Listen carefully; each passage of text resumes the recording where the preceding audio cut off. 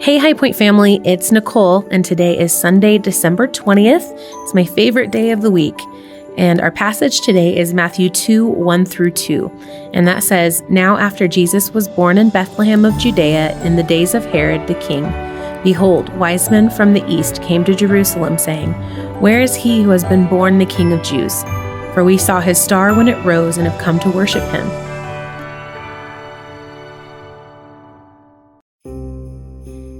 Gaspar climbed off his camel and gave a big stretch. Their journey had been long and very uncomfortable. Even his reliable camel couldn't smooth out the road for him. As he looked at his companions, Balthazar and Melchior, he could tell they were feeling as stiff as he was, but he could also see their expressions of excitement and anticipation. Gaspar looked around at the city. He didn't really know what he had expected of Jerusalem, but he was impressed by it. As the daylight waned, he could see several people bustling about. Shopkeepers closing up from the day's business, families hurrying home before nightfall, and the temple leaders finishing up from a day of sales and sacrifices. As Gaspar took in the full breadth of the temple, he was in awe of such a magnificent structure dedicated to the Jewish God, Yahweh. It was grand, ornate, and was easily the pride of the nation of Israel. Even the Romans hadn't taken that from the Jews. Turning his attention to the king's palace, he felt himself get excited again. This is why they had come. Gaspar and his companions had seen the star appear so long ago and had anticipated this moment so much on their journey from the east. They had talked about what they knew from the Israelite scriptures and built up in their minds what this moment would be like. Being some of the first to honor the child who was the king of the Jews was a great privilege and the reason they made the long trip.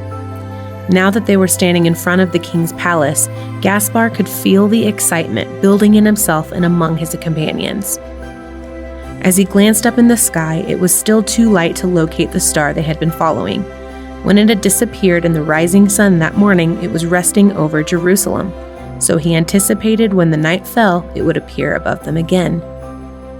Melchior's booming voice broke Gaspar from his thoughts. "Shall we present our gifts?" Gaspar and Balthazar reached into their camel sacks and pulled out their gifts. Gaspar had brought myrrh, which may have seemed like an odd gift for a child king because it was normally used for embalming. However, the Hebrew scriptures pointed to a time when this king would suffer and sacrifice himself for his people, the ultimate gift a king can give to his followers, and before this child is born, his fate had been laid bare. It was this that captivated Gaspar and why he knew he had to travel such a great distance and endure whatever he had to. He wanted the honor of bowing before this great king and the life that he would live. As Melchior began walking up the steps towards the palace entrance, Gaspar fell in line behind Balthazar. It was time to go meet this king. What an exciting moment this was going to be.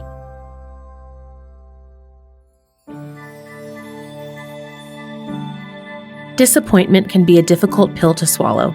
It is hard when things don't work out the way we want them to, and the more our expectations are heightened, the more difficult it is when those expectations aren't met. I think this can easily happen with Christmas, especially if your childhood experience with Christmas was magical, special, and filled with joy and excitement. As we get older, we think it will be like that into our adult years. Sometimes, as parents, our Christmases are incredible experiences because we build up such a wonderful time with our children during the holiday season.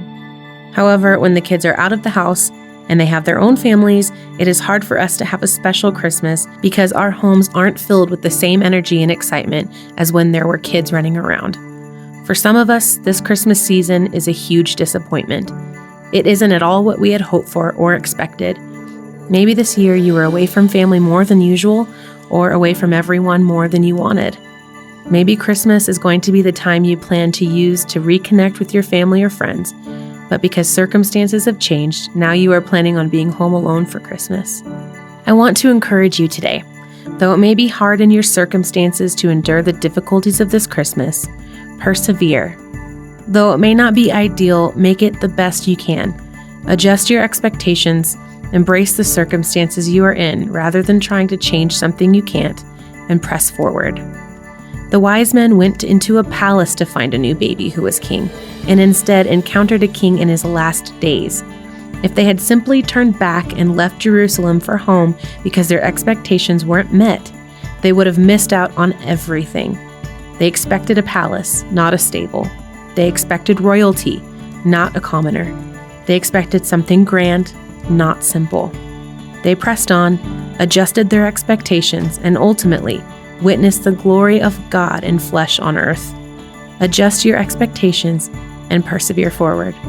I hope you guys have enjoyed the 25 Days of Christmas devotional as much as we have. We'll catch up with you guys tomorrow.